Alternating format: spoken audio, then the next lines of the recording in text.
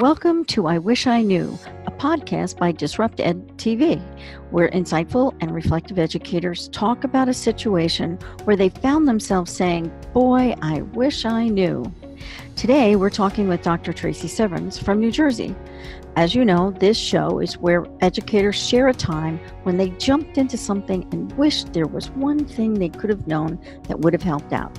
Tracey, what story do you want to share with us today?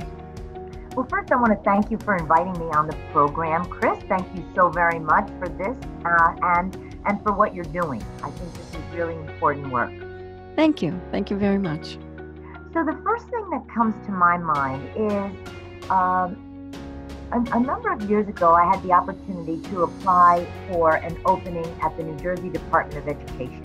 And after spending a career in classrooms and in schools, I found myself shortly thereafter serving as Chief Academic Officer for the State Department of Education.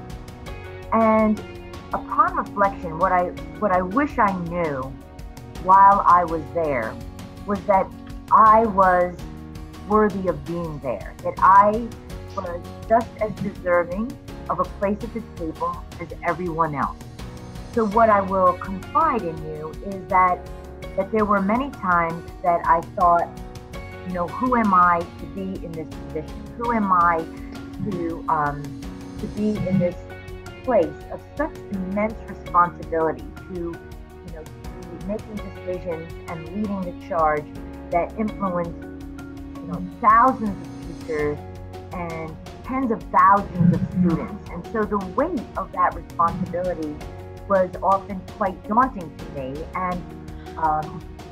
And there was, I think, during that time, a certain fear of being revealed as someone who wasn't really ready or worthy to take on that level of responsibility.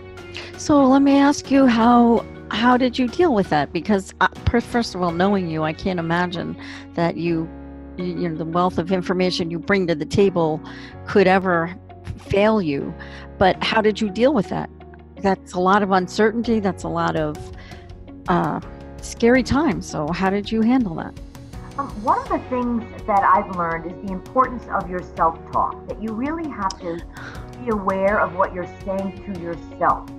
So as silly as this might sound, each day when I got out of my car down there in Trenton after my very long ride from Hope, New Jersey, I would say to myself as I was walking from the car to my office, I am the Chief Academic Officer. I am ready, willing, and able to serve the students and educators of the state. I would use I am statements so that even when I didn't believe it, I was trying to talk myself into it and move myself toward that place where I did own the feeling and gain the confidence that I was capable of serving in that role. Wow, I'm stuttering because it just seems like it's something, as you would say, it wouldn't be something anyone would expect. That when you achieve that level of success where you're going to make that kind of an impact, I'm not sure that any of us would really ever think that you would have ever thought that you didn't deserve it. I mean, there are days when I actually have a sticker on under my desk on one of my drawers that says, "I am good, I am smart, and I work hard." And every time I get stuck during the day when I think I don't know what I'm supposed to do, I look down and I see this. I am good, I am smart, and I work hard. Mm-hmm. And that's the kind of thing, that's funny you say that gets me through you'll get this, you'll figure it out because you're smart, you're good at what you do, and you work hard. And it's just interesting to me that you had to do the same thing. So tell me more about what happened. How did you end up overcoming that?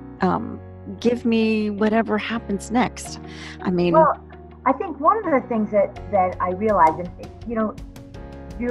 when I've kind of shared this that sense of uncertainty with other people, they often respond to me with great surprise because they say, I wouldn't imagine that you would feel like this. And I guess one of the things that I learned from the experience is the more you know, the more you read, the more you study, the more you learn, the more you realize what you don't know.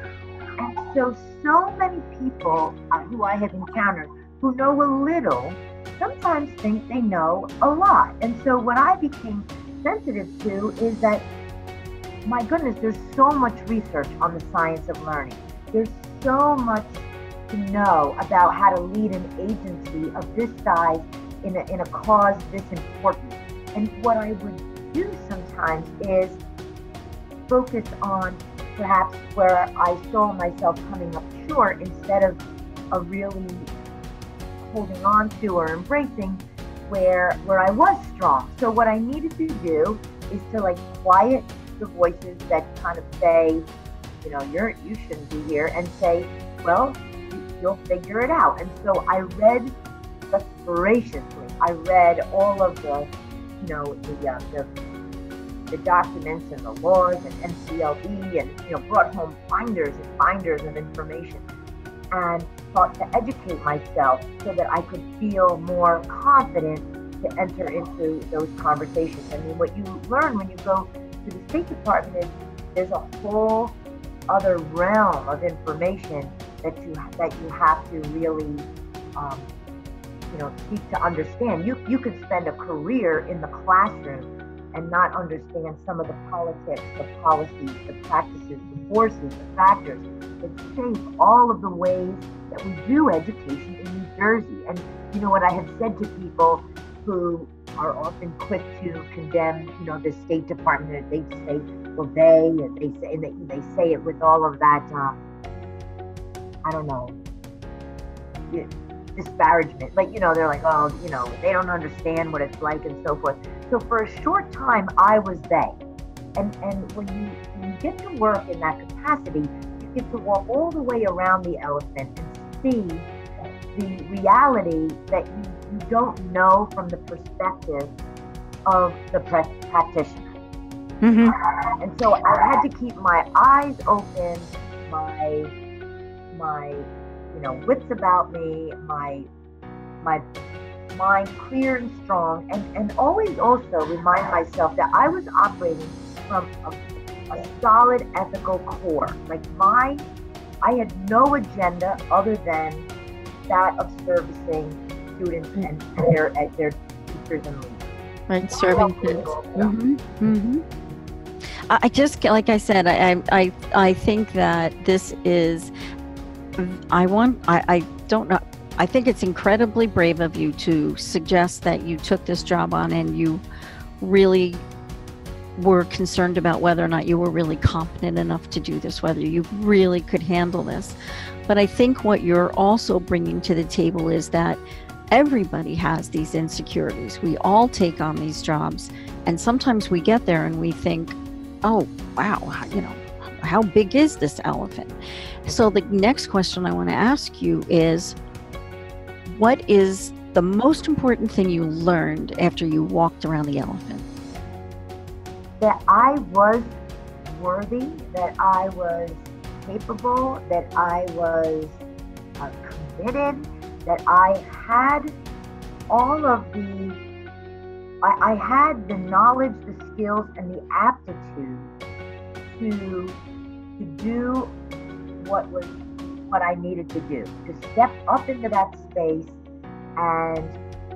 and serve capably, even perhaps, aspirationally, admirably. I really, I felt that what I knew that some of my peers didn't know was the day-to-day struggles of being a practitioner in the state of New Jersey, because I had been a classroom aide, I was a special education teacher, I was a vice principal, a principal, a superintendent, an adjunct professor in a graduate department of education, and this was following that, a director of student performance. So I had filled many of the capacities in school, and I knew that work very, very well. I also had been doing some work for the State Department with schools and districts in need of improvement, and I knew the struggles of even schools and districts where I didn't work, of some of the urbans, of some of the isolated rurals, of some of the suburbans who were trying to create a perceived need to change where frankly there wasn't one. But when you're succeeding, why change? The question that needed to be asked is, well, are you succeeding with everyone or just the masses? You know, what about all of those other students? So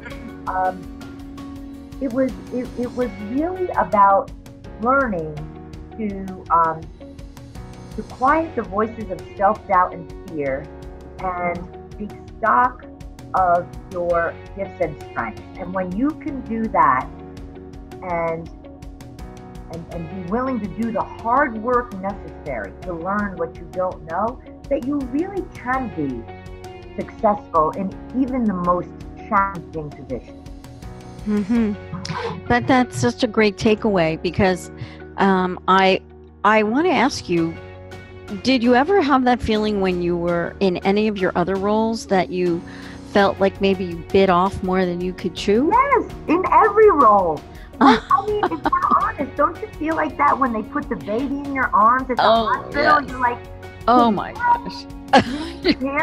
How do I do this? Yep. Yes. When I first became a principal, I went to my office and said, oh my God, I'm the principal. Now what? And when I first was a superintendent, I'm like, holy mackerel, they picked me. And every time I muddled through, I worked hard, I learned the humility of the learner. And so when you can be a leader and a learner, when you can embrace these roles and engage in them fluidly, so you can be a teacher and a leader and a learner all at the same time and move between and among those roles, then the good news is even what we don't know, there's other people out there who do. And so I could lean on, you know, Barry Ehrlichman, or I could go to Pete Tillman, or I could talk to, you know, any number of the other folks who are there, you know, leading and I'll say learning alongside me. So it just means that you're collaborating all along the whole way. When you get there, you can't know everything and you have to reach out and extend. And if I may use the word PLC, all of a sudden you have a new, different PLC. You've got these people telling you that can help you learn other parts so that you can make a cohesive agency out of it. Exactly. And for me, in retrospect, if you were to say to me, what would you have done better or differently? It would have been to do what Susan Scott says in her book, Fierce Conversations. She says we have to come out from behind ourselves and be fully present in the moment. And I wish I had spoken up more at the table because I knew I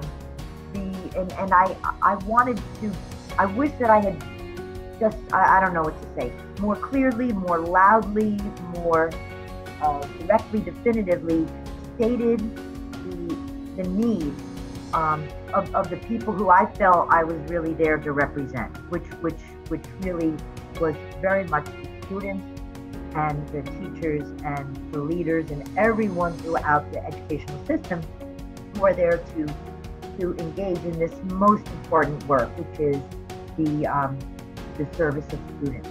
Well, then it's almost as if you were suggesting that it would be like we're working on student voice. Well, I think if I hear you, you're saying we need to elevate teacher voice so that teachers can feel comfortable being, if you will, being smart, acknowledging their strengths and saying, look, I'm pretty good at this and I can help. Yeah. So I think that's a great takeaway. Tracey, I have to tell you that it's been a pleasure talking to you today, and I want to thank you for taking the time to spend with us today. Well, thank you, Chris. It has been a great pleasure. I hope that my message was on point in terms of the type of of conversations that you like to have, because I hope that perhaps this may resonate with someone and help them gain the confidence and find their own voice. I think that's an amazing message. Again, I hope that you'll join us again when we talk about I Wish I Knew on DisruptED TV. Thanks for listening.